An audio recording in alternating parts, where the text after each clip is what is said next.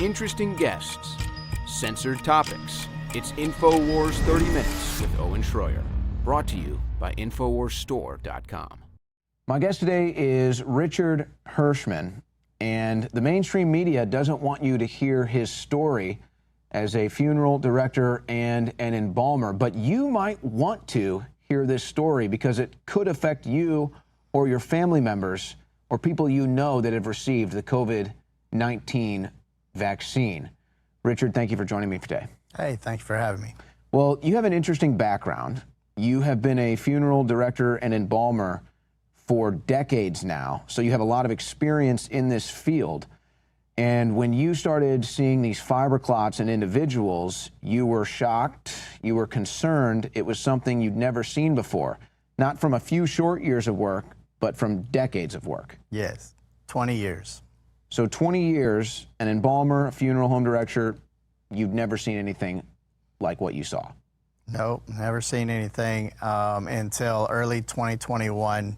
Usually I estimate around May. It could have been a little earlier than that, March or April, but when I first saw it, I was, just kind of perplexed. Sometimes you run across things that are different, unusual, and you chalk it up as, well, that was strange.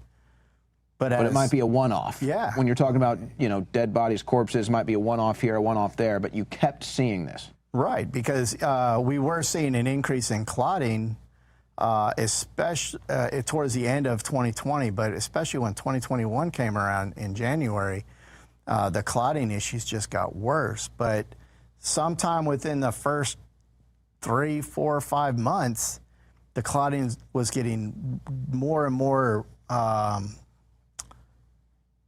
stringy and all this stuff, and then I started seeing these white fibrous strands, and I was taken back and wasn't really keeping track of it at the time. But a one-off, well, that's weird.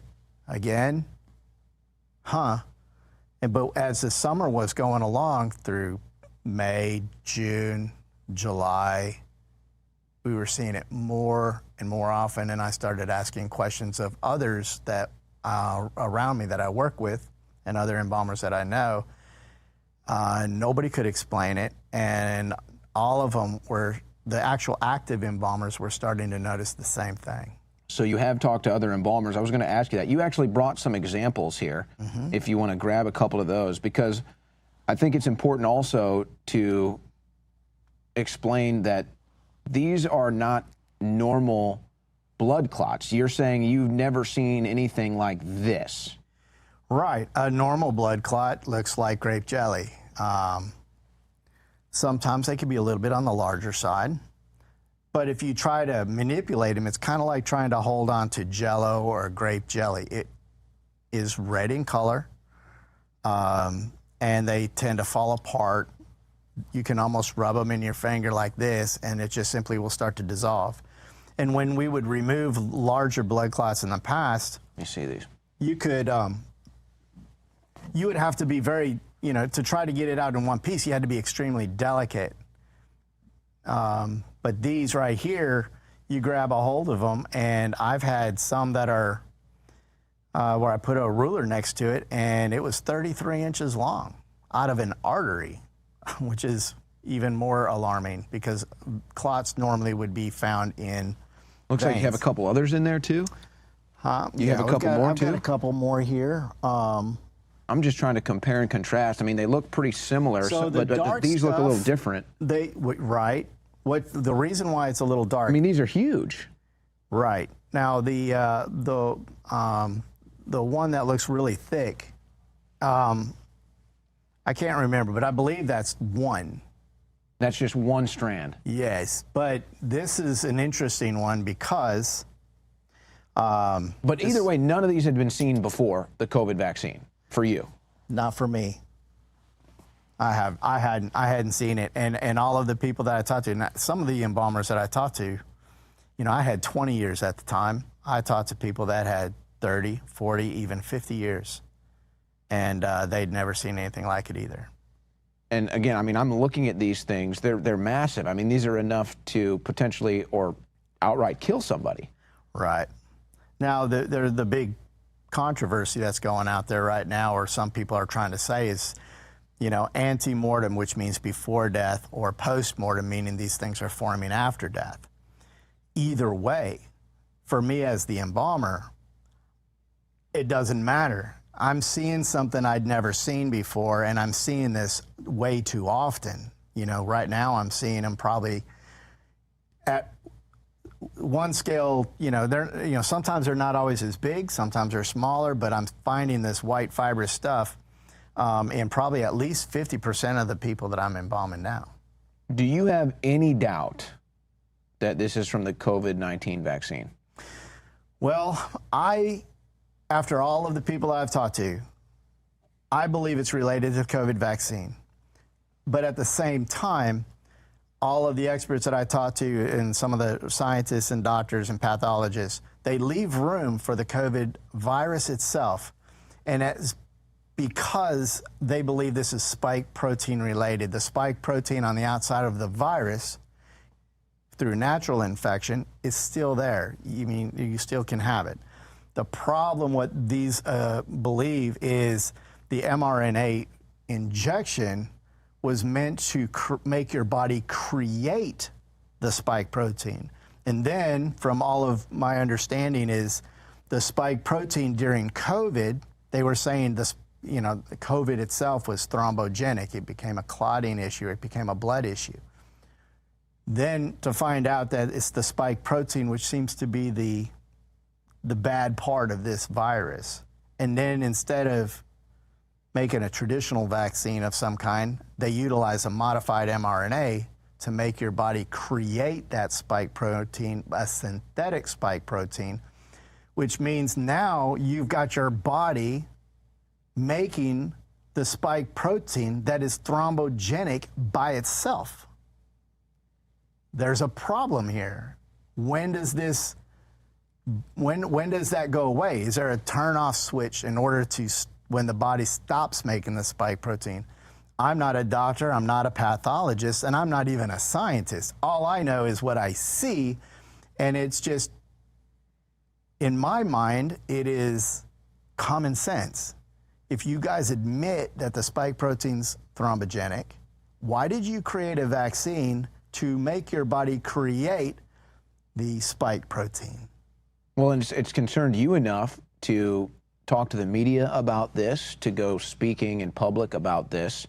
But there would be a way, and I know this is probably not involved in your field, I don't know if you've done any follow-up, but there would be a way to find out the individuals where you remove these fibrous clots from, which, again, you brought 4 examples, you have dozens of these, or you could have hundreds, I suppose. But you could ask, are these individuals vaxxed or not? Has there been any background check into that? Well, in the earlier days, when everybody was super proud to shout out their vaccine status, and where it wasn't, you know, people were scared of COVID, and sometimes, you know, if the funeral director were to ask the question, they would know, and then that's where I would get my information. As a trade embalmer, which is what I do, I no longer sit down and speak with the families like I'm speaking to you and going over the funeral arrangements, getting some background information, filling out information for death certificate, and just getting some idea of what happened to your loved one, and then just bring up, was your loved one vaccinated by chance? You know, but now at this point where we are, it's kind of become taboo. We went from be proud, show your vaccine status, look, I'm vaccinated, to now I don't want to talk about it. Right.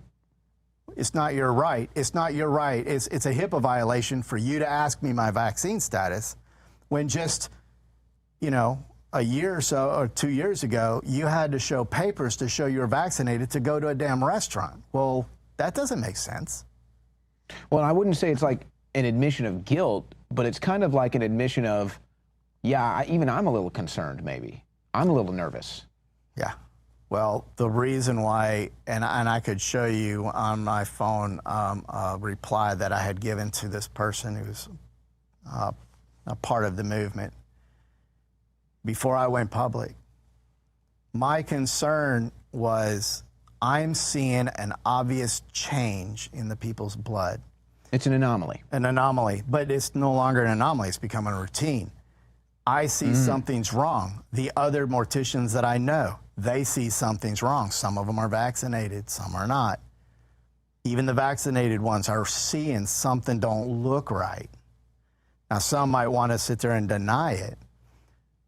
But if I notice something's different in the blood, and back then, I didn't know if it was the vaccine, if it was the virus. I don't care if it was the, everybody's eating the wrong Doritos causing this. My point is, if we don't bring this to the attention of people that can investigate it, they'll never get to the cause. Think about you could be driving a car and get a recall because of a tie rod end or a bad thing, and the government makes the company recall those vehicles. Happens all the time. Happens all the time. But we can't look at something that could potentially be affecting over 5 billion people. And usually, even with those car recalls, it's a very small chance that you even have to deal with the windshield problem or whatever it is. With these, it looks like it might be a very high percentage chance. We're talking maybe 10% or higher. But when you get into the issue of people want to say, well, this could be caused by the virus or the vaccine, I guess I'll just ask you, if it was being caused, if these clots were being caused by the virus, don't you think you would have started seeing them in 2020? That's a great point, because I've admitted that, yes, as 2020 was progressing, the clotting issues got worse. The blood was stringier and there was a lot more clotting, but it was still more, it was more the traditional blood clots that we were used to seeing. It was still red and... Still red, just a lot more of it. And this is a theory, but it makes sense to me. Again, I'm not a doctor. What was the difference? COVID, they said, was thrombogenic. All right, because of the spike protein. Well, now we got a vaccine that's going around, and we're making the body create that spike protein, which means the vaccine by itself, without COVID, will make you have a thrombogenic issue, a clotting issue. You could end up with clotting issue just because of the spike protein. The spike protein by itself is thrombogenic, meaning it can cause clots. There are papers. You look at all of the potential adverse reactions, you're going to see thrombocytopenia, thrombosis, DVTs. You see heart issues, you see brain issues, you see strokes. Well, a small clot in the heart can cause a heart attack. Well, and every single one of those things you mentioned can be a side effect of a blood clot. Absolutely. And there again, I'm sitting here seeing the stuff on the table in front of me as their death certificates, the coroner or the doctor will sit there, oh yeah, a myocardial infarction or a heart attack or a stroke or a brain bleed or whatever. And when I sit there and I hear, the funeral director sit there and say, oh yeah, they died of a heart attack. They said it was a heart attack, or they said it was a stroke. And then I'm embalming this person and I see all this weird junk coming out of their blood, and I'm like, no wonder they died of a heart attack. Well, did you start to notice that first? Did you start to notice, I mean, obviously heart attacks are not an uncommon thing. Right. People do die from heart attacks.